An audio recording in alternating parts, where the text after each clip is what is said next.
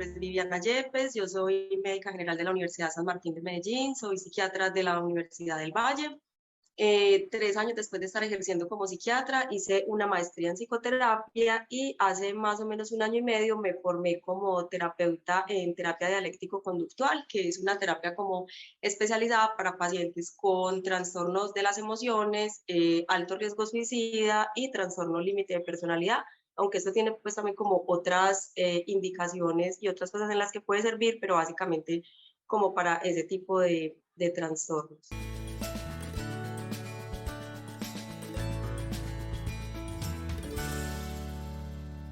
Bueno, esa frase puede tener de pronto como dos polos, ¿cierto? En el que la gente piense, bueno, entonces para uno mejorarse de una depresión, para uno mejorarse de una ansiedad o algo, pues sale, se divierte, duerme y se le quita, ¿cierto?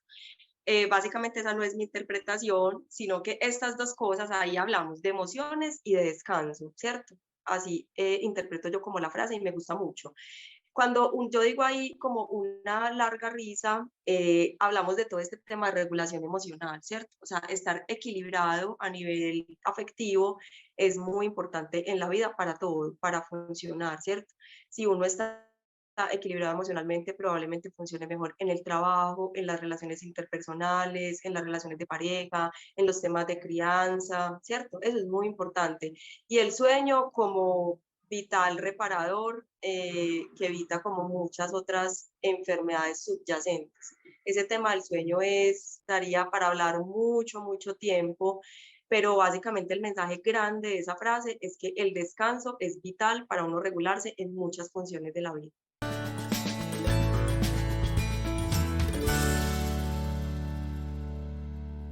Bueno, entonces se considera una buena calidad de sueño no solo el tiempo que uno duerme, que está como, eh, está como parametrizado, que debería ser más o menos entre 6 y 8 horas para los adultos y más o menos dependiendo de la edad de los niños, ¿cierto?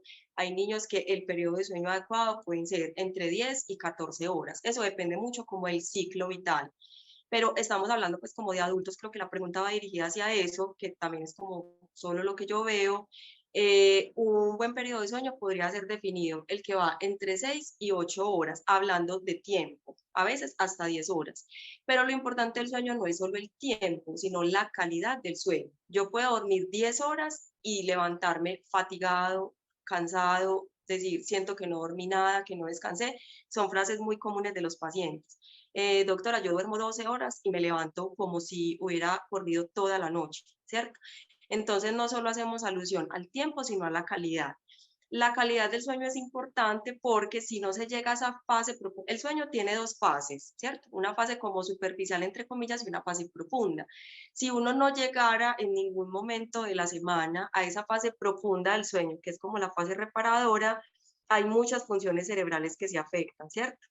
Entonces ahí vienen estos síntomas como de fatiga crónica, irritabilidad, que es lo que mal llamamos como mal genio, ¿cierto? La falta de concentración, este tipo de cosas que pasan cuando uno está haciendo funciones ejecutivas, o sea, las que tienen que ver con la labor de uno, sea la que sea. Es que a mí se me olvidan mucho las cosas, es que yo voy a una parte y como que no me acuerdo a qué fui, me tengo que devolver, o tengo muy mal genio, no me pueden hablar, me irrito con cualquier situación que pase. Eso tiene que ver a veces con la mala calidad del sueño. Ese sería como el impacto físico y el impacto psicológico, ¿cierto? Más que todo síntomas que van desde lo afectivo hasta síntomas físicos que básicamente el que más se presenta es la fatiga crónica.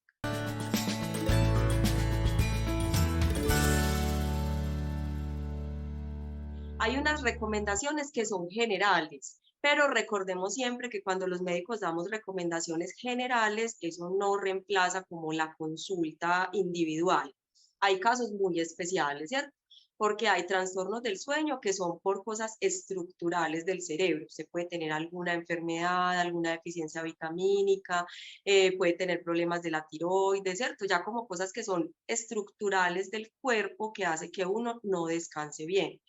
Pero como estamos hablando de un tema en general y haciendo recomendaciones generales, entonces, primero que todo, La importancia de la actividad física. Muchos pacientes le dicen a uno siempre va donde el médico y siempre le dicen haga ejercicio y a mí no me gusta hacer ejercicio. Yo creo que es una mala interpretación de la frase. Cuando nosotros decimos actividad física, es todo aquello que lo impulse a uno a moverse, ¿cierto?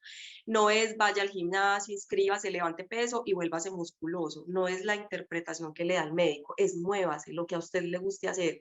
Baile, haga pilates, haga yoga, salga a trotar, nade, monte bicicleta, haga ejercicio, baile, ¿cierto? Es como todo lo que lo ponga uno en movimiento, porque es actividad física distinta a caminar. No es que yo me voy para el trabajo caminando, igual no duermo bien. Eso no se interpreta como actividad física, como que aumente la frecuencia cardíaca, es lo importante, ¿cierto? Porque uno puede ir caminando al trabajo y eso el cuerpo no lo interpreta como un ejercicio, sino como algo natural.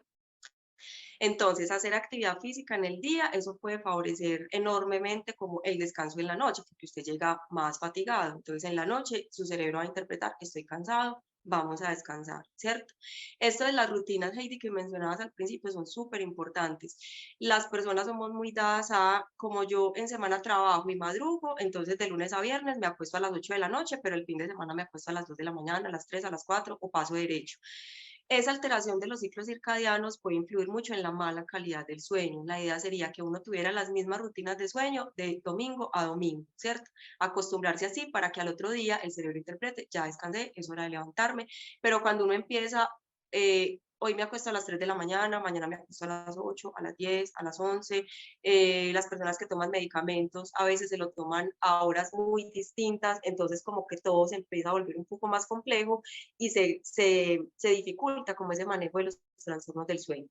Entonces, actividad física, rutinas. Tercero, los pacientes o las personas que sufrimos como de algún trastorno del sueño, debemos tener en cuenta que es muy importante eliminar como todas estas sustancias que actúan como excitantes del sistema nervioso. Ahí van todas las bebidas negras, la Coca-Cola, el tinto, pues, o el café, y todas las bebidas o alimentos que tienen este tipo de cosas, ¿cierto? La cafeína, la taurina, ahorita que está muy de moda como todo eso de los energizantes. Los toman mucho las personas como, no, es que amanecí muy cansado, me voy a tomar determinada bebida energizante, no voy a hablar de marcas. No, es que hoy voy a trasnochar o es que estoy tomando licor y quiero aguantar más, entonces se toman una cantidad de bebidas energizantes que lo que hacen es excitar y excitar y excitar y dar otros síntomas físicos como taquicardia y otras cosas que hacen que obviamente pues el sueño no se logre conciliar. Entonces eliminar como todas estas sustancias que actúan como excitantes. Lo otro muy importante es cuando uno vaya a realizar ya como el acto como tal de dormir, entonces es importante que el espacio ya no esté iluminado, porque la hormona del sueño que se llama la melatonina solo se produce cuando no hay ningún tipo de luz. Entonces a veces somos como, es que yo no dejo la luz prendida, pero yo tengo que dejar el televisor para que me acompañe. Eso es una luz, es un estimulante.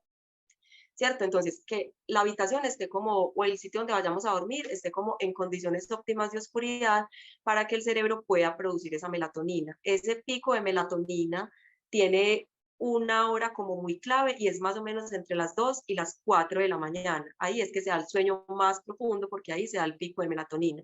Probablemente muchos hemos experimentado que si pasan acontecimientos a esa hora, uno dice, no me di cuenta de nada, ¿cierto? De nada, absolutamente de nada, porque a esa hora probablemente los humanos estemos profundamente dormidos. Entonces, las condiciones de la habitación o el sitio donde vayamos a dormir, optimizar como todo esto del espacio donde uno duerme, no solo la iluminación, sino también como el uso que uno le da al espacio. Entonces, yo siempre les digo, así para mí, pues también es difícil, pero a veces trabajamos en la cama, leemos en la cama, nos pasamos en la cama viendo televisión, jugando a veces pues con los hijos, haciendo actividades, revisando documentos, la cama idealmente solo para dormir, ¿cierto? Y adecuar como el espacio. Y lo otro son las rutinas que uno hace antes de dormirse. Hay gente que se ducha, hay gente que dice yo me aplico unos tratamientos, me tomo una aromática, me tomo una bebida. Para los que están medicados pues me tomo, ¿cierto? Me tomo como la pastilla o las gotas o lo que sea, siempre hacerlo a la misma hora para que el cerebro interprete eso como la rutina, la hora de dormir, el espacio de dormir, todo para que se dé como el descanso pleno. Esas serían como las recomendaciones a grandes rasgos. Vuelvo y le digo, hay casos que son ya muy particulares, ¿cierto? Que hay pacientes que hay que hacerles exámenes, hay un examen que se llama polisomnografía, que es como para mirar si realmente se entra o no se entra en esas fases profundas del sueño, pero eso ya son como casos especiales e individuales.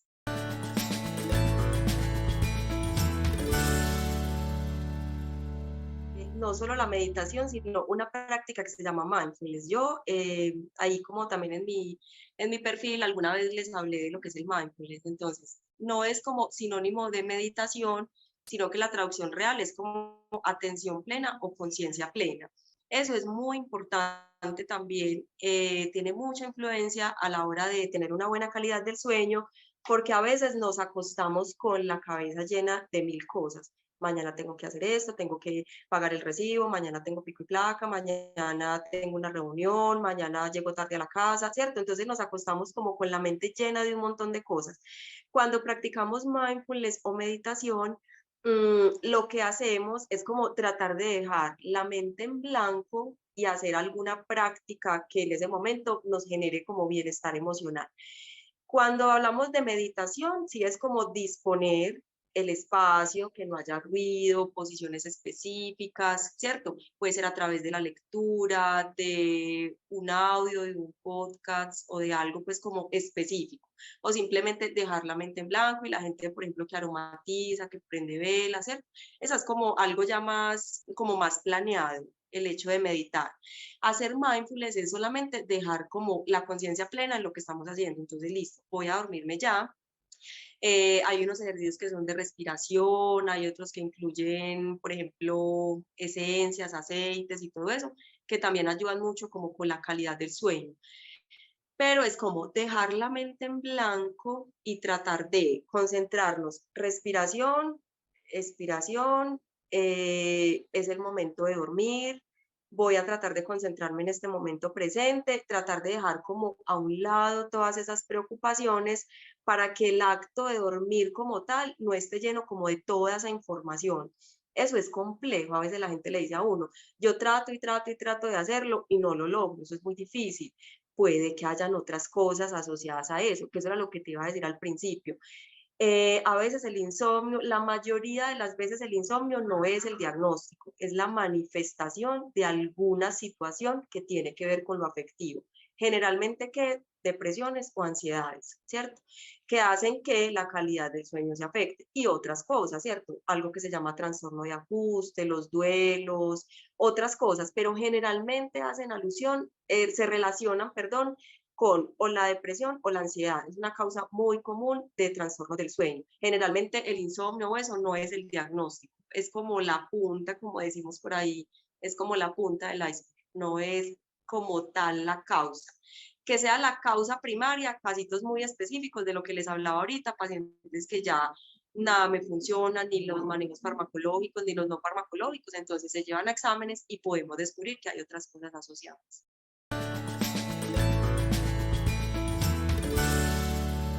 Entonces la respuesta a eso es, no es la importancia de madrugar, sino de tener hábitos, porque hay personas que levantarse a las 4, a las 5, a las 5:30 no les funciona y uno en la vida tiene que hacer lo que le genere efectividad, ¿cierto? Siempre lo que sea más efectivo. Hay personas para las que levantarse a las 4, hacer ejercicio, trabajar antes de irse, o leer el periódico o dejar un montón de cosas listas es funcional y hay otras personas para las cuales no es funcional hacer ese tipo de actividades o de cosas. Entonces, la respuesta a eso sería, no es la importancia de madrugar, sino de tener rutinas y de generar hábitos que hagan que uno a determinada hora del día descanse las horas suficientes y con la suficiente profundidad para que el sueño sea reparador.